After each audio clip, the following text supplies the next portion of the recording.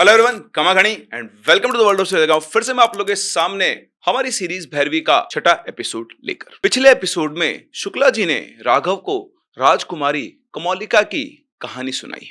एक ऐसी भैरवी जो अपने प्रेम में टूट गई, जिसने अपना पद वापस पाने के लिए अपने ही प्रेमी का रक्त पिया और फिर सदियों तक एक रक्त प्यासी बनकर भटकती रही। कहानी खत्म होने के बाद शुक्ला जी ने अपनी एक पुरानी संदूक खोली और एक करीबन 15 साल पुराना खत निकाला। उस खत में एक स्केच था, एक चिन्ह, 3 दिए त्रिकोण की शक्ल में और उनके बीच एक चिन्ह, वही चिन्ह जो राघव बचपन से अपने सपनों में देखता आया था। ये चिन्ह, ये साइन कामरूपा के जंगलों में एक भूले हुए मंदिर की दीवार पर था। एक मंदिर जहां सदियों पहले एक पूजा हुई थी और अब राघव के पास पहली बार एक असली चीज थी, एक असली रास्ता और एक सवाल जो अंदर ही अंदर उसे खाए जा रहा था। क्या वाकई में इस चिन्ह के जरिए, इस पत्र के जरिए वो उसे ढूंढ पाएगा? कुछ रास्ते हमें कहीं ले जाने के लिए नहीं बने होते, बल्कि कुछ रास्ते हमें वापस वहां ले जाने के लिए बने होते हैं जहां कहीं कुछ छूट गया था। वो जगह जहां हम कभी थे लेकिन उसे याद नहीं कर पाते। मैं हूं प्रिंस सिंह, यह है भैरवी, एपिसोड नंबर 6, अधूरा वचन। ध्यान से सुनिए। शुक्ला जी ने राघव को स्टेशन तक छोड़ा। पूरे रास्ते में उन दोनों के बीच में ज्यादा बात नहीं हुई और स्टेशन पर पहुंचकर शुक्ला जी ने राघव के कंधे पर हाथ रखा और बोले, इस बार मैं तुम्हारे साथ नहीं जा सकता। ये सफर तुम्हें अकेले करना होगा। लेकिन क्यों? राघव ने पूछा। क्योंकि जो तुम ढूंढ रहे हो वो सिर्फ तुम्हारा है, किसी और का रास्ता उस तक नहीं जाता। अगर मैं साथ आया तो शायद वो तुम्हें कभी ना मिले, मेरी वजह से। राघव ने वो पुराना स्केच अपनी जेब में संभाले रखा हुआ था, उस पर हाथ रखते हुए उसने पूछा, अगर मुझे कुछ हो गया तो? उसकी बात सुनकर शुक्ला जी थोड़ी देर तो चुप रहे, फिर बोले, तो समझ लेना ये भी उसी सफर का एक हिस्सा है। लेकिन राघव, मेरी अंतरात्मा ये कहती है कि तुम्हें कुछ नहीं होगा, क्योंकि जो तुम्हें बुला रही है वो नहीं चाहेगी कि तुम उस तक पहुंचने से पहले ही खो जाओ। जाओ बेटा, अपने जीवन का उद्देश्य ढूंढो। और इतना कहकर वो शुक्ला जी उसे ट्रेन में बिठाकर खुद ट्रेन से नीचे उतर गए। कुछ ही देर में ट्रेन चल पड़ी। शुक्ला जी प्लेटफॉर्म पर ही खड़े रहे। धीरे धीरे छोटे होते गए जब तक राघव की नजरें उन्हें देख पाए। 2 दिन का सफर करके राघव कामरूप यानी आसाम पहुंचा और वह पहुंचते ही राघव को बिल्कुल वैसी फीलिंग आई जो उसने काशी में महसूस की थी। जैसे जमीन खुद कुछ जानती हो जिसको वो अभी तक नहीं जानता है। वहां पहुंचकर वो अलग अलग मंदिरों में, आश्रमों में, तांत्रिकों के मठों में घूमने लगा और वो स्केच दिखा दिखाकर सबसे उसने पूछना शुरू किया कि कोई इस जगह को जानता है, कोई एक ऐसा पुराना मंदिर जहां पर ये चिन्ह बना हुआ है। लेकिन ज्यादातर लोग उसको सीधे मना कर देते थे। 3 दिन ऐसे ही गुजर गए, लेकिन राघव के पास कोई क्लू नहीं था कि आखिर ये मंदिर कहां पर है। अब राघव का हौसला भी टूटने लगा था। उसे कोई साइन, कोई इंडिकेशन नहीं मिल रहा था। और एक और बात, अब तो उसे सपने भी नहीं आ रहे थे। लेकिन चौथे दिन एक चाय की दुकान पर एक जवान आदमी ने उसका वो स्केच देखा और धीरे से बोला, मैं जानता हूं ये जगह। उसकी बात सुनते ही राघव की आंखों में चमक आ गई। तुम जानते हो? क्या तुम मुझे वहां ले चलोगे? तो उस आदमी ने कहा, नहीं नहीं, मैं वहां नहीं जा सकता। राघव ने उसे बहुत समझाया और फाइनली उसे कुछ पैसों का लालच दिया। तब वो बोला, मैं तुझे वहां ले तो जाऊंगा, लेकिन मैं सिर्फ जंगल के किनारे तक ही ले जाऊंगा। उसके आगे ना मैं खुद कभी गया और ना ही जाऊंगा। उसकी बात सुनकर राघव ने हाँ कर दी, क्योंकि अभी तक तो कोई उस चिन्ह को, उस साइन को पहचानने से मना कर रहा था और पहली बार उसे कोई आदमी मिला था जो उस साइन को पहचानता था। अगली दोपहर वो आदमी राघव को जंगल के किनारे तक ले गया। घंटे भर चलने के बाद उसने एक जगह रुककर उंगली से इशारा किया और बोला, उस तरफ सीधा जाते रहो। एक पुरानी टूटी हुई पगडंडी मिलेगी, बहुत पुरानी, लेकिन अगर ध्यान से देखोगे तो अभी भी तुम्हें वो दिखाई देगी। वो तुम्हें सीधा तुम्हारी मंजिल तक ले जाएगी। उसकी बात सुनकर राघव ने कहा, तुम साथ नहीं चलोगे? मैं तुम्हें और पैसे दूंगा। आदमी ने ना में सिर हिला दिया। उसकी आंखों में एक ऐसा डर था जो वो छुपा भी नहीं पा रहा था। राघव ने पूछा, आखिर तुम इतना डर क्यों रहे हो? तो उसने जवाब दिया, मेरा दादा वहां गया था बहुत साल पहले, कई दिनों तक गायब रहा और फिर वो लौट कर आया। लेकिन जब वो आया ना, तो वो नहीं था जो गया था, और आने के कुछ महीनों बाद ही उसकी मौत हो गई। क्यों हुई, कैसे हुई, ये अभी तक भी कोई नहीं जानता है। देखो, मैंने अपना काम कर दिया, तुम्हें रास्ता दिखा दिया है। बस अब तुम जानो, तुम्हारा काम जाने। उस जगह से तुम्हें क्या वास्ता है ये मुझे नहीं पता, ये तुम्हारा सफर है, तुम करो। और इतना कहकर वो मुड़कर चला गया और उसने एक बार भी पीछे मुड़कर नहीं देखा। उसके जाने के बाद राघव बहुत देर तक अकेला खड़ा रहा और फिर उसने चलना शुरू किया, जंगल के किनारे उस पगडंडी को फॉलो करते हुए। अंधेरा होने से पहले राघव ने काफी दूर तक का सफर तय कर लिया था, लेकिन अब वो पगडंडी भी कहीं गुम हो चुकी थी। उसके चारों तरफ सिर्फ पेड़ थे, ऊंचे ऊंचे, जिनके बीच सूरज की रोशनी भी मुश्किल से आ रही थी, और जमीन पर झाड़ियां फैली हुई थी। ये देखकर वो रुक गया। डर ने उसके अंदर घर करना शुरू कर दिया था, और तभी उसे सुनाई दी एक गुनगुनाहट, बहुत धीमी, वही गुनगुनाहट जिसे कई बार सपनों में सुनाई आती थी। लेकिन इस बार, पहली बार, राघव को वो डरावनी नहीं लग रही थी। उसने चारों तरफ देखा, वहां कोई नहीं था। उसने अपनी आंखें बंद की और खुद को उस आवाज की तरफ जाने दिया। हर कदम के साथ आवाज थोड़ी और क्लियर होती गई। उसके पैरों के नीचे कभी कभी पुरानी काई से ढकी हुई पत्थर की सीढ़ियां महसूस होती थी, जैसे कोई बहुत पुराना रास्ता धीरे धीरे उसके पैरों तले खुद उसे दिखा रहा हो। बहुत देर तक चलने के बाद जंगल अचानक खुला और राघव के सामने था वो मंदिर। छोटा सा मंदिर, पत्थरों का, सदियों पुराना, लताओं और बेलों से ढका हुआ। लेकिन उस खंडर में भी एक अजीब सी सुंदरता थी। कुछ देर तक उस मंदिर को निहारने के बाद राघव अंदर गया।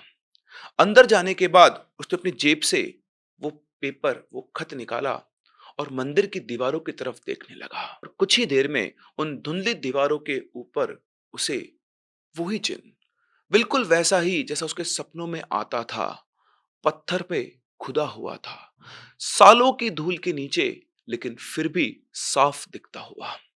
और मंदिर के अंदर जब वो गया तो उसने देखा कि वहां पर 3 दिए रखे थे, त्रिकोण के रूप में, मिट्टी के दिए, पुराने लेकिन टूटे हुए नहीं, और उनमें अभी भी थोड़ा घी था, जैसे कोई रोज इनमें घी डाल के जाता हो, जैसे किसी ने इन दियों को कभी बुझाया ही ना हो, सिर्फ उनकी लौ कहीं चली गई हो।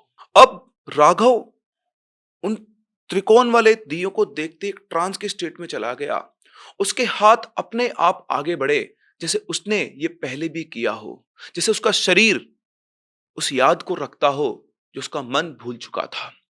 उसने अपने आप अपनी जेब में हाथ डाला, उसमें से एक माचिस निकाली, बिना ये सोचे कि वो इस माचिस को यहां क्यों लाया था, और उस माचिस की तीली को जलाकर राघव ने पहला दिया जलाया। कुछ नहीं हुआ, बस मंदिर में थोड़ी सी रोशनी फैल गई। फिर उसने दूसरा दिया जलाया और उसके जलते ही राघव को हवा में एक हल्का सा बदलाव महसूस हुआ, जैसे कमरे का तापमान एकदम से बदल गया हो।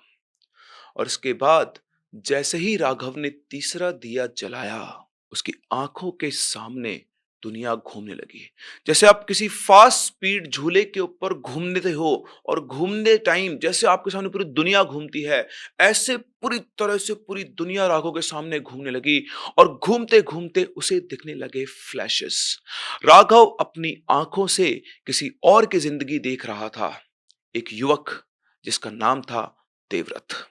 कपड़े अलग, भाषा अलग, लेकिन उसका चेहरा राघव का अपना चेहरा था, बिल्कुल वैसा ही जैसे आज राघव का चेहरा था। देवव्रत एक साधक था। इसी मंदिर में जब ये मंदिर एक खंडर नहीं, बल्कि एक जीवित नित्य पूजा किया जाने वाला स्थान था। वो इसी मंदिर में अपनी साधना कर रहा था। उसके गुरु एक तेजस्वी ज्ञानी पुरुष जिनका नाम था आचार्य सोमशेखर, उसे अपने साथ रखते थे, अपने सबसे प्यारा शिष्य मानते थे। राघव की आंखों के सामने उसकी किसी पुरानी जिंदगी का पूरा पिक्चर चल रहा था, एक मूवी की तरह।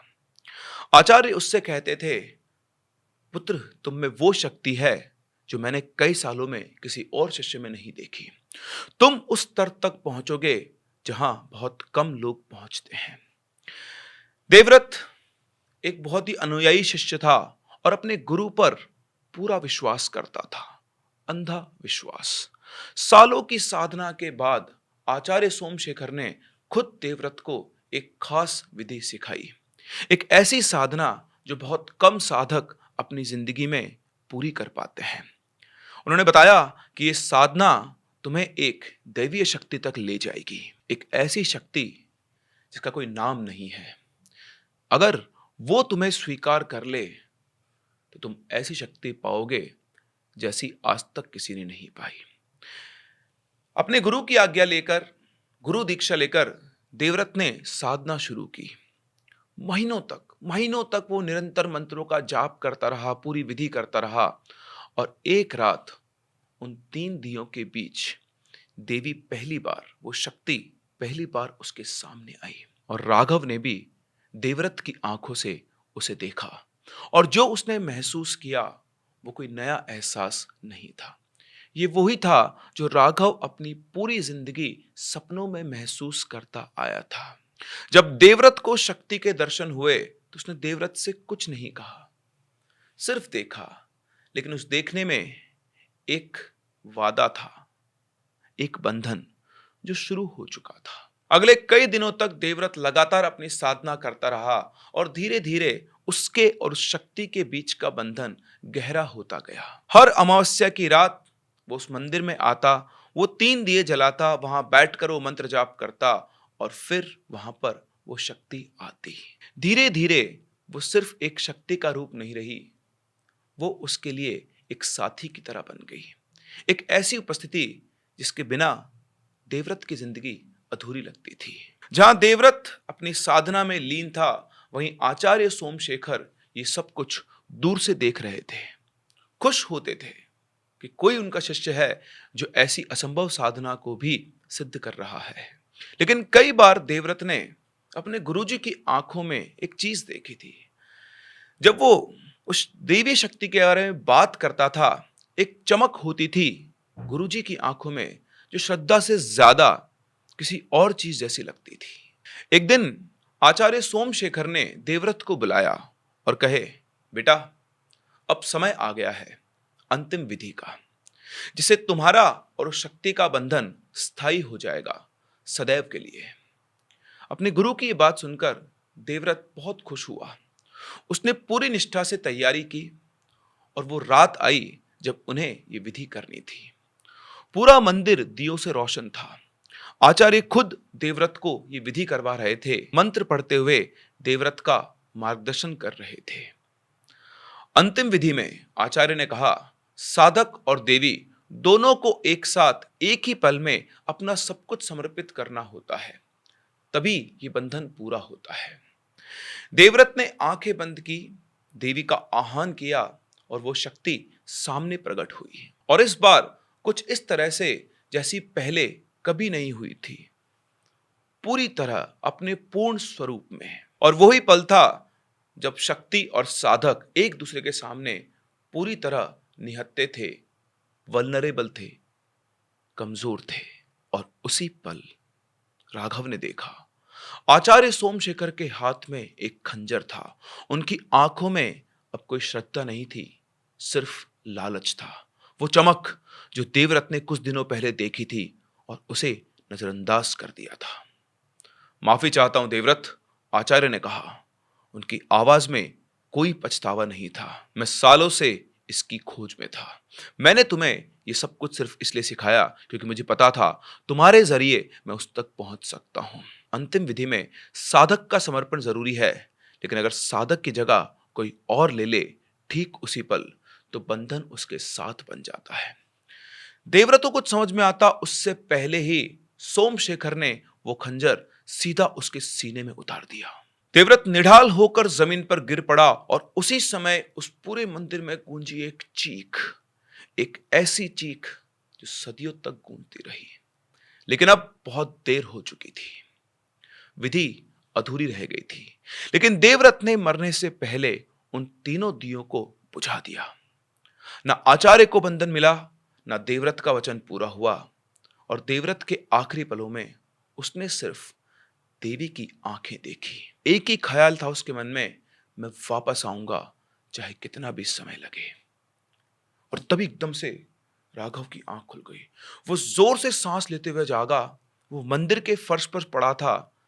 तीनों दिए पूरी तरह से जल के भस्म हो चुके थे। अब सिर्फ उनकी राख बची थी। बाहर सुबह की पहली रोशनी जंगल में उतर चुकी थी। उसका सीना जहां देवव्रत को खंजर लगा था वो दर्द से जल रहा था। उसने अपनी शर्ट उतारकर देखा, वहां कोई घाव नहीं था, लेकिन दर्द बिल्कुल असली था, जैसे वो खंजर उसी के सीने में उतरा हो। वो बहुत देर तक वहीं बैठा रहा, समझने की, सांस लेने की कोशिश करता रहा कि उसने देखा वो क्या एक सपना था या फिर वो उसकी अपनी याद थी किसी और जन्म की। धीरे धीरे सब कुछ राघव के समझ में आने लगा। वो कसक जो उसके सीने में बचपन से थी, वो किसी प्रेमी का विरह नहीं था, वो एक अधूरा वचन था, एक अधूरी प्रतिज्ञा, एक अधूरी प्रक्रिया, एक अधूरी विधि। एक दर्द था, मौत का दर्द जो पूरा नहीं हुआ। वो सपने, जंगल, दिया, वो स्त्री जिसका चेहरा कभी साफ नहीं दिखता था। वो सपने नहीं थे, वो यादें थी उसकी अपनी। और सबसे बड़ा सच जिसने उसे झंझोड़ कर रख दिया कि उसके गुरु जिन पर वो अंधा विश्वास करता था, उन्होंने उसे धोखा दिया। एक ऐसा इंसान जिसे वो सबसे ज्यादा मानता था, जिस पर उसने अंधा विश्वास किया था, उसी ने उसके साथ विश्वासघात किया। और अब राघव के सामने था सबसे बड़ा डिलेमा, यानी कंफ्यूजन। और वो ये कि राघव को अगर किसी और जन्म में ऐसा धोखा मिल सकता है और जैसे वो इस दुनिया में वापस आया है, क्या वो इंसान, उसका वो गुरु सोमशेखर भी किसी ना किसी रूप में इस दुनिया में वापस आया है? क्या समय का पहिया फिर से घूम रहा है? जैसा कहते हैं कि कर्म का चक्र चलता है। पिछले जन्मों में जो आपकी लाइफ में लोग रहे थे, वो इस बार भी किसी ना किसी रूप में आपके आसपास रहते हैं। राघव के मन में भी यही सवाल था, क्या वो ऑलरेडी राघव की जिंदगी में है, किसी ऐसे चेहरे के रूप में जिसे वो रोज देखता है, जिस पर वो भरोसा करता है। राघव उठकर खड़ा हुआ। मंदिर की दीवार पर वो चिन्ह अब उसे पहले से ज्यादा गहरा और साफ दिखाई पड़ रहा था। उसने हाथ जोड़कर मंदिर को प्रणाम किया और बोला, मैं समझ गया हूं, मैं समझ गया हूं और मैं वापस आऊंगा अपना कर्तव्य निभाने। और फिर वो मंदिर से बाहर निकला। और जब राघव उस जंगल से बाहर निकला तो ये वो राघव नहीं था जो अंदर गया था। उसका चलने का अंदाज बदल गया था। उसकी आंखों में एक अब नई स्थिरता थी, लेकिन उसके साथ एक नया बोझ भी था, क्योंकि अब वो सिर्फ अपनी भैरवी को नहीं ढूंढ रहा था। अब वो ये भी जानता था कि कोई है, कहीं है, जिसने उसे एक बार धोखा दिया था। और वो इंसान अगर वापस आया है तो फिर से शायद उसके आसपास है। वो फिर से ऐसा कोई जाल बुनेगा जिससे इस बार वो उस शक्ति को पाने की कोशिश करे।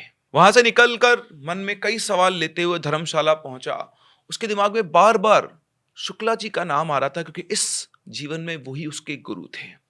उसे लगा कि कहीं वापस से सोमशेखर शुक्ला जी के रूप में उसके साथ तो नहीं है।